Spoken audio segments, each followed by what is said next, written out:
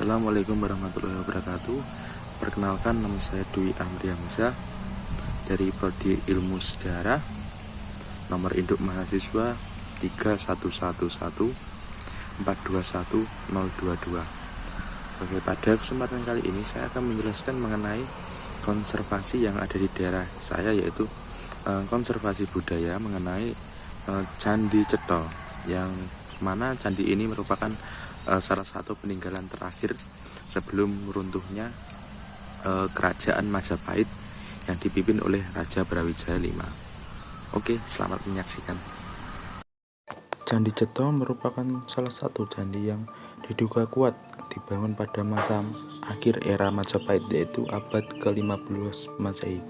Lokasi candi ini berada di atas lereng Gunung Lawu pada ketinggian 1496 meter di atas permukaan laut, dan secara administratif berada di Dusun Cetha, Desa Gumeng, Kecamatan Jenawi, Kabupaten Karanganyar, Jawa Tengah. Kompleks candi ini digunakan oleh penduduk setempat dan juga peziarah yang beragama Hindu sebagai tempat pemujaan. Candi ini juga merupakan tempat pertapaan bagi kalangan menganut kepercayaan Jawi atau kejawen. Penemuan dari candi ini sendiri ditemukan oleh Van de Vlies pada tahun 1842, yang kemudian melakukan ekskavasi penggalian untuk kepentingan rekonstruksi, dan penemuan objek terpendam dilakukan oleh pertama kali pada tahun 1928 dengan dibantu oleh Dinas Purbakala yang ada pada saat itu, yaitu Hindia Belanda. Berdasarkan keadaannya, ketika reruntuhannya mulai diteliti, candi ini diperkirakan berusia tidak jauh berbeda dari Candi Sukuh, yang mana lokasinya cukup berdekatan dengan Candi Cetha ini. Ketika ditemukan, candi ini merupakan reruntuhan batu pada 14 teras, memanjang dari paling rendah barat ke timur, atau kita dapat menyebutnya dengan punden berundak, dan pemugaran dilakukan pada 9 teras saja. Strukturnya yang berteras-teras memunculkan dugaan akan sinkretisme kultur asli Nusantara dengan Hinduisme. Dugaan ini diperkuat dengan aspek ikonografi, bentuk tubuh manusia pada relief-relief yang menyerupai wayang kulit, dengan wajah tampak samping tetapi tubuh cenderung tampak depan. Penggambaran serupa yang menunjukkan ciri periode sejarah Hindu-Buddha akhir yang ditemukan di Candi Sukuh. Pemugaran pada akhir 1970-an yang dilakukan oleh pihak Bapak Sujono Humardani, asisten pribadi Soeharto, mengubah banyak struktur asli candi, meskipun konsep punden berundak tetap dipertahankan. Pemugaran ini banyak dikritik oleh para pakar arkeolog, mengingat bahwa pemugaran situs purbakala tidak dapat dilakukan tanpa studi yang mendalam. Beberapa objek baru hasil pemugaran yang dianggap tidak asli adalah gapura megah pada bagian depan kompleks, bangunan-bangunan dari kayu tempat pertapaan, dan patung-patung yang dinisbatkan sebagai Sabda Palon, Naya Genggong, dan Raja Brawijaya V, serta Paldus dan bangunan kubus pada bagian puncak punden ini sendiri. Selanjutnya, Bupati Karanganyar yang menjabat pada waktu itu pada periode 2003-2008, Rina Iriani, dengan alasan untuk menyemarakkan gairah keberagaman di sekitar candi, menempatkan Arca Dewi Saraswati sebagai sumbangan dari Kabupaten Gianyar pada bagian timur kompleks candi pada pondan yang lebih tinggi daripada bangunan kubus. Untuk susunan bangunan yang ada di Candi Cetha ini, kompleks Candi Cetha ini terdiri dari atas 9 tingkatan berundak. Sebelum gapura besar berbentuk candi pintar, pengunjung mendapati 2 pasang arca penjaga, yaitu yang pertama, aras pertama setelah gapura masuk, merupakan halaman candi.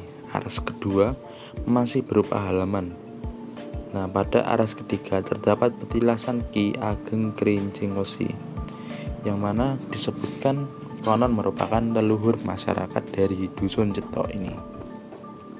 Kemudian memasuki aras kelima, aras ketujuh, pada dinding kanan gapura terdapat inskripsi atau tulisan pada batu dengan aksara Jawa kuno yang berbunyi peling padamel irik kang buku tirta sunyo.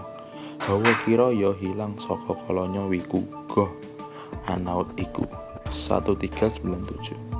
Tulisan ini ditafsirkan sebagai fungsi candi untuk menyucikan diri atau ngeruat, dan penyebutan tahun pembuatan gapura yakni pada tahun 1397 Saka atau tahun 1475 Masehi tepatnya.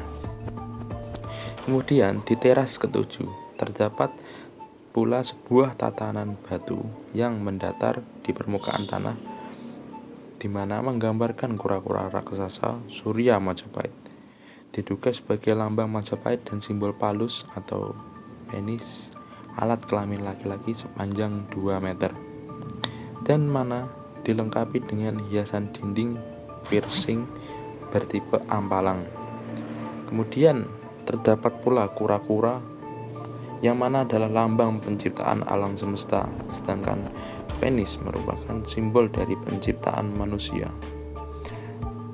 Terdapat pula penggambaran hewan lain seperti mimi, katak, dan ketam. Simbol-simbol hewan yang ada dapat dibaca sebagai Surya Sengkala berangka tahun 1373 Saka atau 1451 Masehi.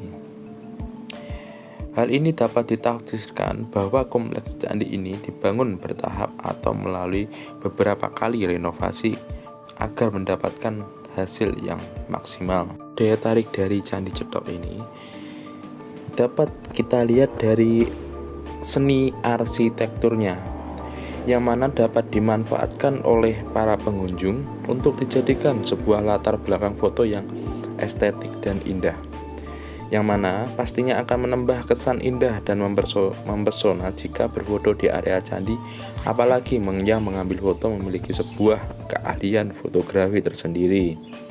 Kemudian yang akan menambah cantiknya lagi yaitu Candi Cetok berada di atas ketinggian atau pegunungan yang menjadikan pemandangan akan diberikan juga sangat indah. Selain itu, pengunjung yang dapat berbentuk alat yang kelamin datang ke laki-laki. tempat wisata candi Makanya ini seringkali Candi juga Cetok dapat dibilang belajar candi mengenai sejarah laki-laki. yang ada juga. Dan di sebelah kanannya menenangkan pikiran adalah dengan tempat menghirup penyimpanan udara pusaka segar khas Empu Supa. pegunungan, Empu yang Supa adalah mana seorang akan membuat pembuat Anda pusaka semakin yang betah cukup terkenal pada berlama-lama masa di itu. sini. Kemudian untuk harga tiket masuknya sendiri terbilang cukup terjangkau, yang mana pihak pengelola menjatuhi harga tiket sebesar 10.000 untuk setiap pengunjung yang ingin masuk ke dalam kawasan area Candi Cetok ini. Dengan adanya candi ini, diharapkan masyarakat dapat mampu memanfaatkannya ke dalam hal-hal yang bersifat positif, yaitu dengan mengembangkan pariwisata serta dapat menumbuhkan perekonomian masyarakat sekitar dengan cara menjual beberapa oleh-oleh dan perhiasan yang mana dapat meningkatkan nilai intrinsik maupun ekstrinsik dari situs Candi Cetok ini. Mungkin itu saja dari saya. Sekian. Wassalamualaikum warahmatullahi wabarakatuh.